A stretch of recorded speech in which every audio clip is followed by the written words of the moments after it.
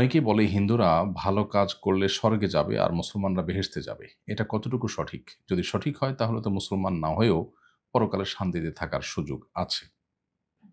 যে জান্নাতের পথে মানুষকে আহ্বান করেছেন, যে জান্নাতের প্রতি মানুষকে উদ্বুদ্ধ করেছেন, যে জান্নাতের সুসংবাদ মানুষকে দিয়েছেন, সেটাই পরবর্তীতে এসে অন্য ধর্মাবলম্বীরা যারা আসমানি কোনো ধর্মের আসমানি কোনো ধর্মগ্রন্থের অনুসারী নয়, তারা সেই জান্নাতের কনসেপ্ট যা বিশ্বাস সেটাকেই তাদের মতো করে তারা ব্যাখ্যা করেছে, প্রকাশ করেছে বিভিন্ন সমাজে, বিভিন্ন সভ্যতা, বিভিন্ন ধর্মে, বিভিন্ন রকমে। অতএব সেগুলোর কোনোটি আসলে আ কোরআন বা সুন্নাহ দ্বারায় তথা ওহী দ্বারায় জান্নাতের যিনি মালিক, যিনি সৃষ্টিকর্তা, তার দ্বারায় আসলে সেগুলো সমর্থিত না এবং তার পক্ষ থেকে সেগুলো ঘোষিত না। মানুষ স্বর্গে যাবে এরকম আ একটা ধারণা আনলো, যেটা জান্নাতের সাথে মিলে যায়।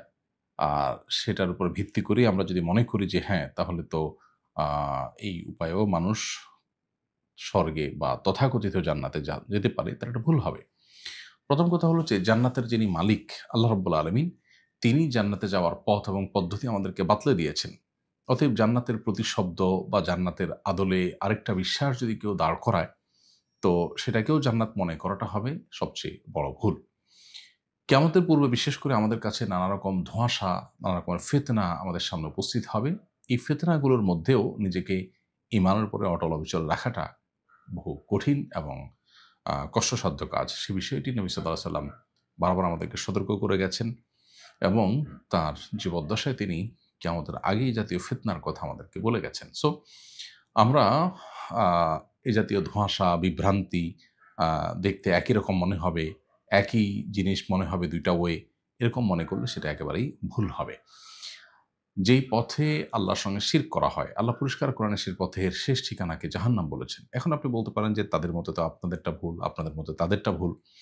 আ তাহলে আমি আপনাকে বলব যে সত্য উন্মোচনের জন্য আল্লাহ তাআলার কাছে হেদায়েতের দোয়া করে নিজের বুদ্ধি বিবেককে সর্বোচ্চ মানুষ ব্যবহার করলে শিরক করার জন্য তার সুস্থ স্বাভাবিক বিবেক তাকে কখনো সায় দিবে না। অতএব সে শিরক করেও কিভাবে মানুষ তথাকথিত আপনার স্বর্গে বা জান্নাতে যেতে পারে। সো এই বিষয়টা বোঝার জন্য ইসলামটাকে ভালো করে বোঝা দরকার এবং আল্লাহ তাআলার কাছে হেদায়েত কামনা করা দরকার। মূলত যাহা স্বর্গ তাহাই জান্নাত ব্যাপারটা কিন্তু সেরকম নয়। স্বর্গ আ বলতে হিন্দু ধর্মাবলম্বীরা যা বুঝে এবং সেটা প্রাপ্তির তারা যে পথ এবং পদ্ধতির কথা বলে, আল্লাহর সৃষ্টি জান্নাত, নবী রাসূলগণ যুগ, যুগ ধরে হাজার, হাজার বছর ধরে যে জান্নাতের পথই উদ্বুদ্ধ করে গেছেন, যে জান্নাতের পথে আহ্বান করে গেছেন, সেটা আর এই তথাকথিত আপনার এই স্বর্গ, এটা এক নয়।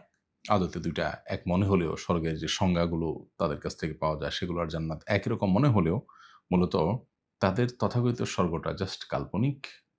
আ যেটা স্বয়ং সৃষ্টিকর্তা জান্নাতের আল্লাহ রাব্বুল আলামিনের পক্ষ থেকে ওয়াদাকৃত কোনো জান্নাত বা সেরকম কোনো কিছু নয়। বিধায় এই ২ টাকে এক করে ফেলা, গুলিয়ে ফেলা এটা নিতান্তই ভুল।